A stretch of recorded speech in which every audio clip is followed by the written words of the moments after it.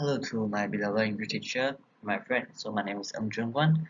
I'm from SB40224. So my metric number is 143437. So today I would like to talk about a topic that related to the cloning simulation project. So before I start, do you guys really know about the meaning of clone? If that, so I have prepared a game for you all. So can you guys spot the two clones for me? The answer are the first one and the last one. So when we talk about the clone in science, we actually mean that the organisms that are identical copies. So they will have the same DNA to each other. So just like the sheep in this diagram, they have the identical gene sequence in their DNA. And the identical twins are the example of naturally occurring clones. Both plant and animal can be cloned. So let's talk about the plant cloning process. So a gardener or a farmer or a plant breeder, they might want to make many copy of the identical plants. So the easier and the cheaper way to do this is to take the cutting of the plant. So the shoots are cut from the parent plant. Then the end of the each shoot is dipped into the hormone-releasing powder, which will then further placed into the bottom of the soil. Then this hormone-releasing powder will allow the shoot of the plant to be grown. As soon, the whole new plant will be grown, which is identical to the original plant. This method is work because the shoot of the plant contains stem cells, which are able to differentiate to form many different of the cell and tissue.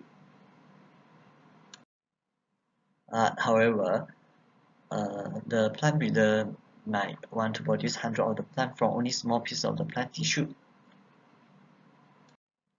So to do this, another method is called tissue cell culture, also known as micropropagation. So from here, a few cells are taken from the parent plant and will be further placed onto the nutrient jelly by using the aseptic technique. So this means that uh, there is no microorganism contamination to be occurred. So the cell will be started to differentiate and form a new plant. And this is a method what we call tissue culture or micropropagation. And animal can be cloned also by using a different method. So in animal, only the embryonic stem cell have the ability to differentiate into many different types of the cell that are mainly found in our human body. So there are present two methods we can be used. So the first one is called embryonic cloning. So a farmer, they might have a cow that give a lot of milk, and they might want to use it to create many other types of cow. So the cow is artificially inseminated using the sperm of the cow. Then the embryo will allow it to regrow until they form a ball of the embryonic stem cell. So before they become a specialized cell, the embryo are removed from the uterus, which will be further divided into the separated embryo, which have the same identical copy of the DNA. And then each of the embryo will be further placed into the womb of the different cow. And all these cows are called as surrogate cow, and they are only just used to be grow the embryo until they are born. So the cow born will be cloned of each other, but not of the clone of the mother due to the cow's sperm. Hopefully, the cow will have the characteristic that the farmer desired, but as the sexual reproduction is involved, and the gene from both parents are randomly mixed, so there is still present or the possibility or the chances that the farmer won't get the desired gene that they wanted. So to solve this, there is another way to get around that problem. So we can use another method, it's called adult cell cloning.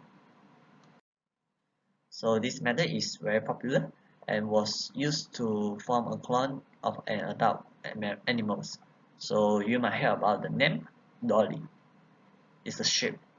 So she was the first mammal to be cloned back in the 1996. And there are several processes or the steps in this method. So first, unfertilized egg is taken from the adult female, and then the nucleus is being removed.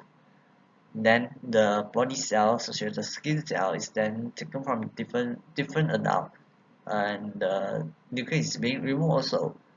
And from this adult body, they will be further inserted into the egg cell, and then electric shock is then applied and stimulated the egg cell to be divided to form an employer.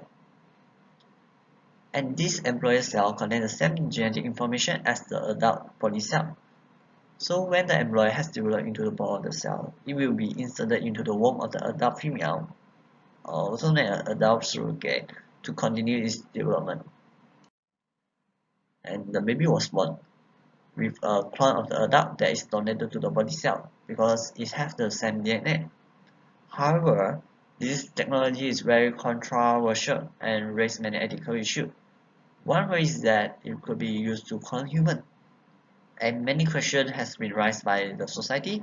This might be, they have questioning about how many embryos would be destroyed in order successfully clone of a person, and with the clone have the same human right as others.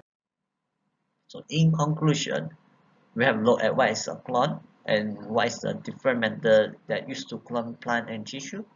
So actually the gene cloning can give a more reliable quality production of the agricultural practice by inserting a desired gene that we want to produce. And sometimes some organisms that are difficult in the slow growth, so it can be produced very quickly by cloning and allow it the hereditary traits to be passing from one generation to another generation.